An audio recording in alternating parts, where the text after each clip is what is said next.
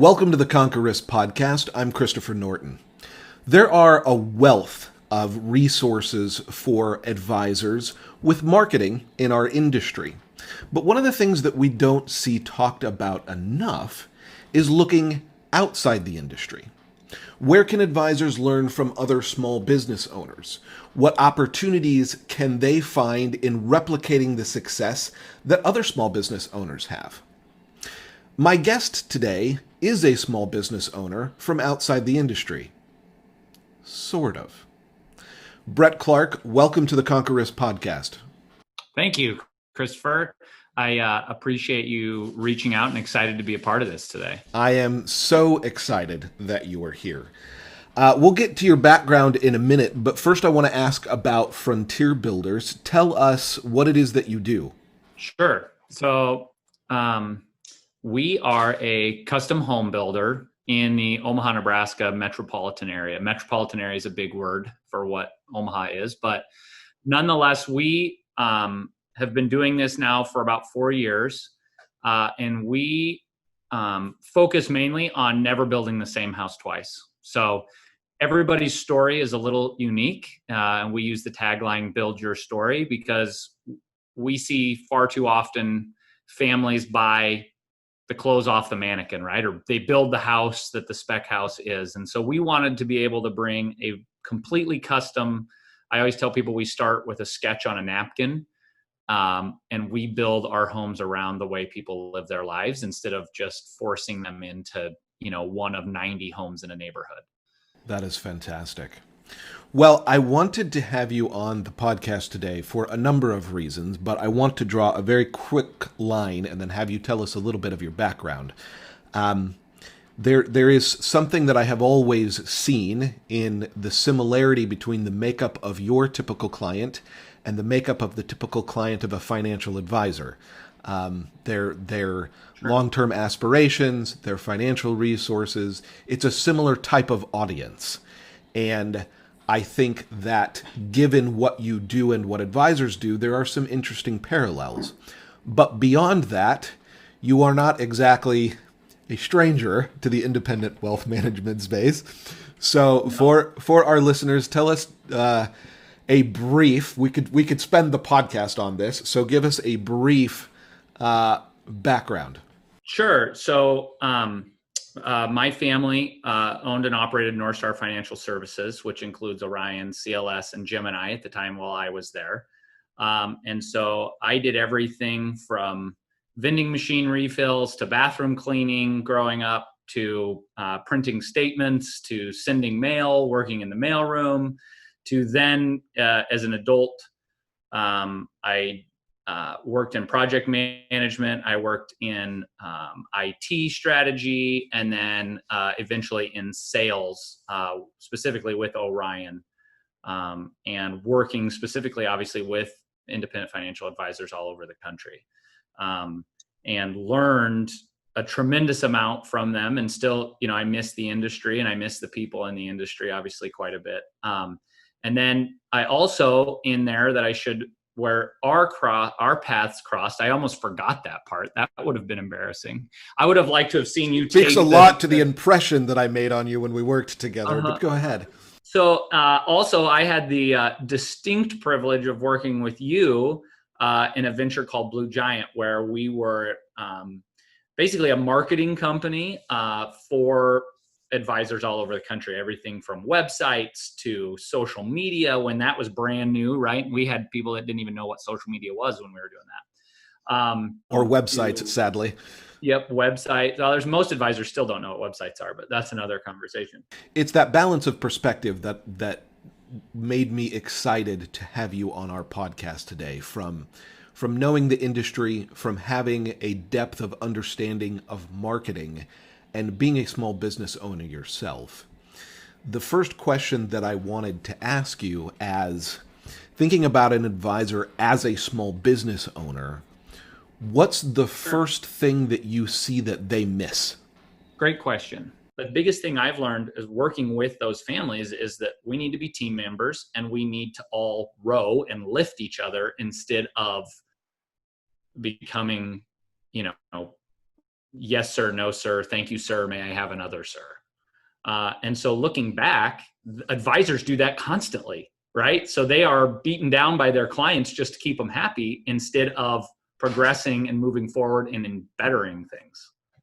So thinking Does that about answer that, your question, or are we just totally confused yeah, now? Because I'm no, slightly confused. no, this is good. We're gonna build up this. Okay. Um, so thinking about this similar relationship where you have a client who is wanting you to, in your case, literally build something for them, Sure. and an advisor relationship who is also building and maintaining wealth, there's this interesting similarity of, coming to you with ideas. I want to do this. I want to be able to do this. I want to be positioned to be able to do this. So, And I know better, and I know more than you about this, and therefore here's what's going to happen. Because that happens to advisors and myself all the time. I have all of a sudden my client's a roofing specialist and knows way more than me about roofs and can just do this on his own. right, they saw something on House and now they're an expert, just like somebody came across an investment news article and now fashioned themselves an ETF expert and would like their Correct. advisor to. Or they saw on TV that somebody did this in 2 days. So surely I could do this in 2 months. Just like Right. they see some commercial or some TV show where an investment or something is done where it was just a click of a finger here. So understanding how that relationship can quickly go off the rails. What is a way, just as a business owner, that you have found to help direct clients back to the goal and not get distracted by every flashy thing that comes along the way? Because that's a relatable experience. I tell people that I'm a custom home builder by night, and by day I'm a marriage counselor. So what I mean by that is that there are so many decisions. I mean, there's thousands and thousands of decisions that are made on a home, not unlike a portfolio or retirement plan or, life, big events in your life that change circumstances for the better or the worse. There's so many decisions being made. And it's, as an advisor or as a home builder, you're constantly shooting for a moving target. The target never changes. An advisor, their client may have an idea for retirement, but then that idea moves 6 months later when they're having lunch with them. All of a sudden, instead of a house in Vail, now they want, a house in the Caribbean and a rental in New York City. Like, it just changes constantly. And so the advisor is constantly attacking a moving target, not unlike a home builder, whether that's hardware changes, light fixture changes, layout changes. I mean, we live in the world of changes. It's an important note that it it can be easy to get distracted by the latest software or new flashy fintech ideas or slogans or things, but at the end of the day, if you are not building your relationship with your advisors on trust rather than all the things that everybody says you need, it's quicksand, right? If you're constantly just chasing the latest thing, it's always going to be a relationship business. So that relationship is so important. So of course you need the tools around you to allow you to be a relationship specialist. So again, in the building industry, we have a back office solution and we run all of our change orders, all of our invoices, all of our billing, all of our updates, all of our communication with our subcontractors, with our clients, selections, pictures of tile, everything is run through a system, right? Not unlike in the advisor space, there are systems that do that. And so it's important to have those, to have the people that know how to run those so that you as the advisor can focus on the relationship. So I guess what I'm getting at is the most important thing that I know to do with any business. And again, this is whether you're selling loaves of bread, building a retirement portfolio, or building a house, is that you have to be on the pulse of your client and you have to know what they're thinking before they are. So in order to do that, you have to spend time with them. You have to not avoid them. You have to answer the phone when they call. You have to go to dinner with them. You have to have client events and have your clients know each other and allow them to know you. So often we put up a guard and we're asking how much money's in your bank account? What are your retirement plans? What's your current status? Is it dual income? You get to know everything about them. And then sometimes as an advisor or a home builder, we put up our guard. They know nothing about us. It's okay to talk about us and to actually build a friendship. And the most successful advisors and the most successful home builders that I've seen all across the country are ones that are genuinely interested in the relationship with their clients that allows them then to be proactive in their business instead of reactive. Well, let me ask you this. You built this business from the ground up. It was, you this isn't something that you bought. You started it from scratch. So from a marketing standpoint, how did you first begin to build the presence for the firm in Omaha and the surrounding area, and how has that snowball picked up speed? In the home building industry, if you choose a city, get online, none of them have good websites, none of them have a social media presence.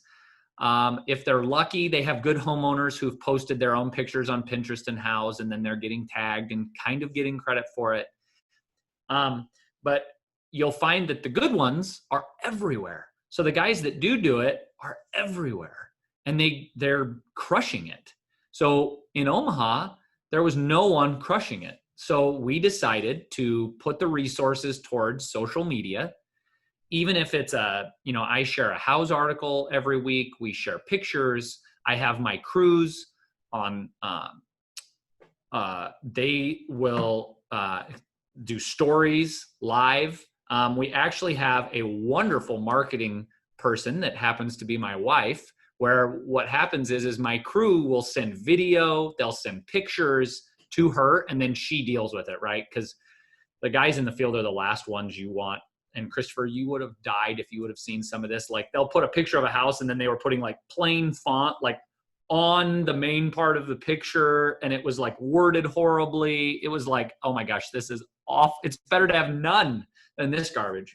So Annie took it upon herself personally to up that. And so we send her and literally what people love is we will literally walk through. My guys will explain what's going on with concrete or the 2x4s or the HVAC rough in, or, I like to jump on there and talk about the smart home things and the video distribution and the security systems and cameras and all that tech fun stuff.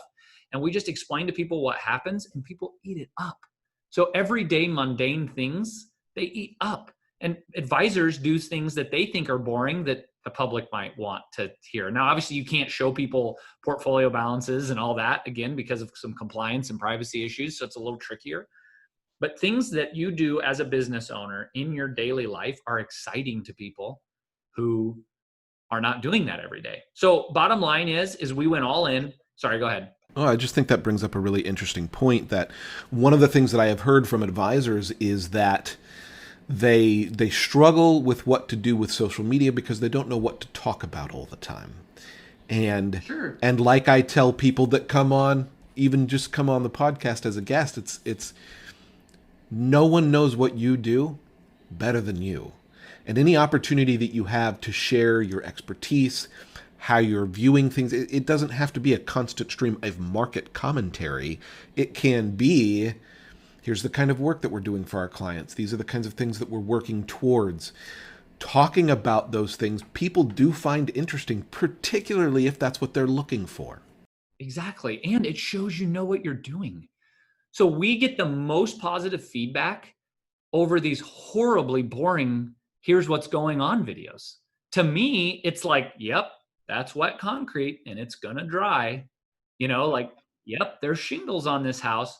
But there are so many details that people just eat up. Well, it's a fantastic parallel to draw, that when you make your marketing centered around the type of relationship you have with your clients, that is extraordinarily beneficial in a relationship business, which can not only lead to growth opportunities, but a smoother ongoing relationship. Retail uses it different.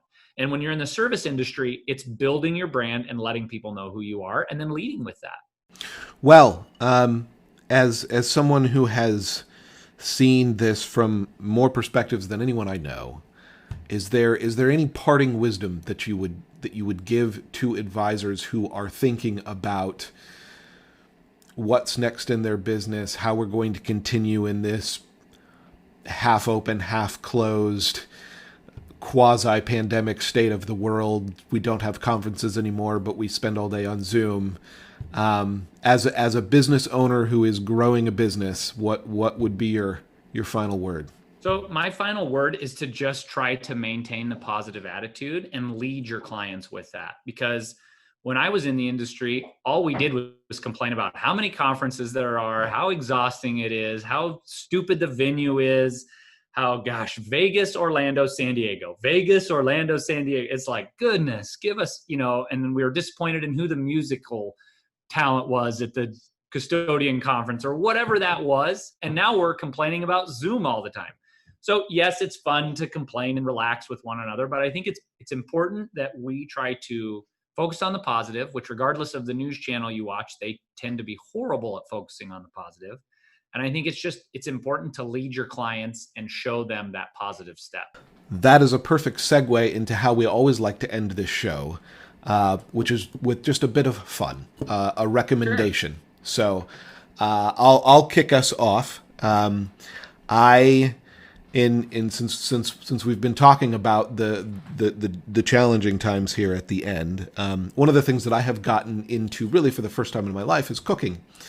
And I bought, sort of at the beginning of all of this, an Old Mountain, that's the brand, Old Mountain cast iron skillet.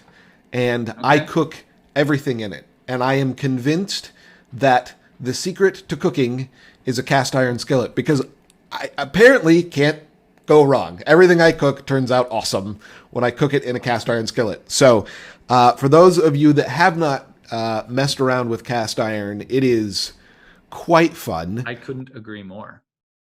Okay, so mine is so let the guy in the service industry give a service answer.